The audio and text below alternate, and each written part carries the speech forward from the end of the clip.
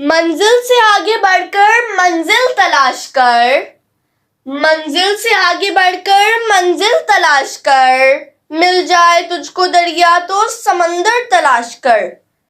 ہر شیشہ ٹوٹ جاتا ہے پتھر کی چوٹ سے، ہر شیشہ ٹوٹ جاتا ہے پتھر کی چوٹ سے، پتھر ہی ٹوٹ جائے وہ شیشہ تلاش کر۔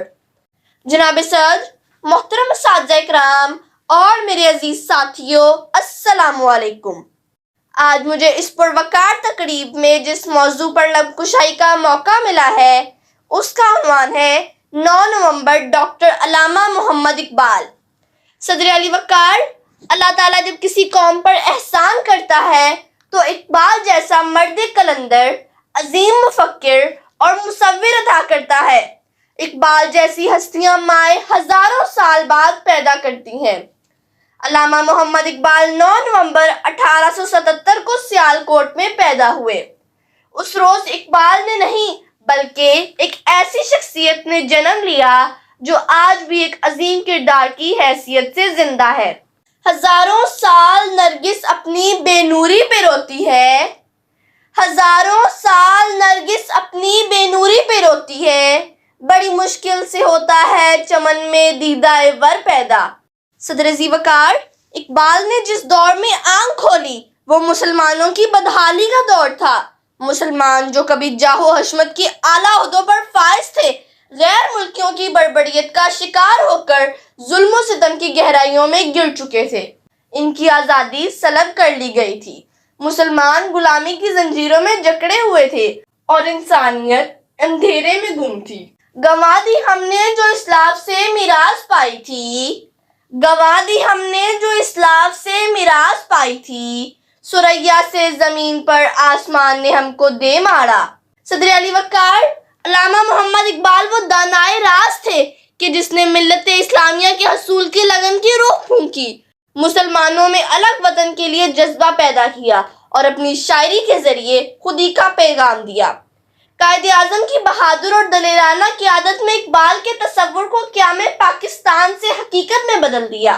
علامہ اقبال نے مسلمانوں میں امید کی کرن بیدار کی اور جینے کا حوصلہ دیا۔ فرزند اسلام غفلت کی نیند میں سو رہے تھے۔ ایسی صورتحال میں اقبال کی سوچ آزادی کا ترانہ بن کر گونجی۔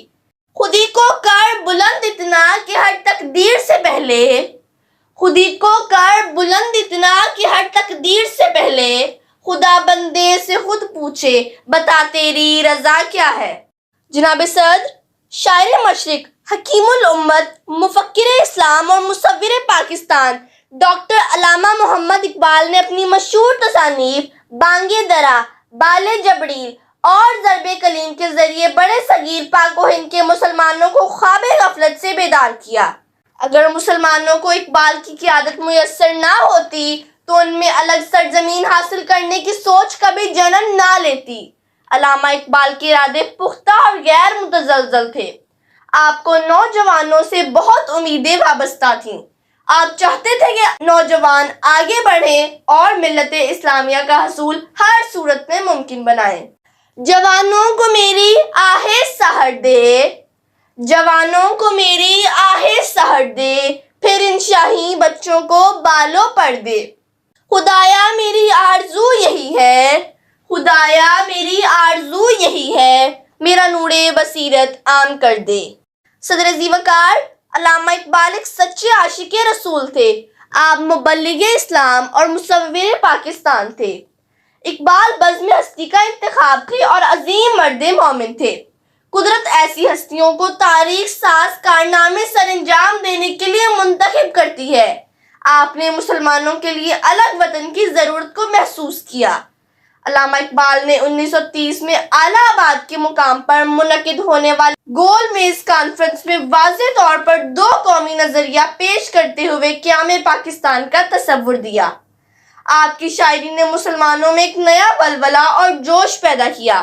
نہیں تیرا نشیمن کسرے سلطانی کے گنبد پر، نہیں تیرا نشیمن کسرے سلطانی کے گنبد پر، تو شاہی ہے بسیرا کر پہاڑوں کی چٹانوں میں۔ صدر علی وقار، علامہ اقبال مفکر اسلام اور مصور پاکستان تھے۔ آپ یہ چاہتے تھے کہ بڑے صغیر کا ہر مسلمان ایمان کی تفسیر بنے۔ آپ نے اپنی قوم کو شاعری کے ذریعے عظیم اسلاف کا شعور دیا۔ آپ نے مشرق اور مغرب کی تہذیب و تمدن کا موازنہ کیا اور اس کے نتیجے پر پہنچے کہ یورپ کی ظاہری شان و شوکت عارضی ہے، ان کی چمک دمک وقتی ہے، جبکہ اسلام کی حقیقت لازوال اور دائمی ہے، اور اپنی قوم کو پیغام دیا کہ میرا طریق امیری نہیں فقیری ہے، میرا طریق امیری نہیں فقیری ہے، خودی نہ بیچ غریبی میں نام پیدا کر۔ صدر علی وقار، علامہ اقبال کو اپنی ملت اور نوجوانوں سے خصوصی لگاؤ تھا۔ آپ کی شاعری مسلمانوں کے لیے بھی تھی اور عالم انسانیت کے لیے بھی۔ آپ نے نوجوانوں کو شاہین سے منسوب کیا کیونکہ شاہین ہمیشہ محو پرواز رہتا ہے اور طاقت اور محنت کے بلبوتے پر آسمان کی بلندیوں کو چھو لیتا ہے۔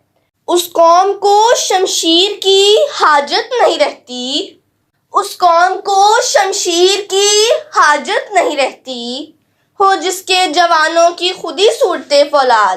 صدر علی وقار، علامہ محمد اقبال نے جو شمع جلائی اس کی روشنی خود تو نہ دیکھ سکے، لیکن اسلامی جمہوریہ پاکستان دنیا کے نقشے پر پوری شان و شوکت سے ابھرا اور بفضل خدا آج بھی پوری آب و تاب کے ساتھ چمک رہا ہے۔ ہم سب کا اولین فرض ہے کہ ملک کی ترقی و خوشحالی میں بڑھ چڑھ کر حصہ لیں۔ لکھنا نہیں آتا تو میری جان پڑھا کر، لکھنا نہیں آتا تو میری جان پڑھا کر، ہو جائے گی تیری مشکل آسان پڑھا کر۔ پڑھنے کے لیے اگر تجھے کچھ نہ ملے تو، پڑھنے کے لیے اگر تجھے کچھ نہ ملے تو، چہروں پہ لکھے درد کے عنوان پڑھا کر۔ شکریہ۔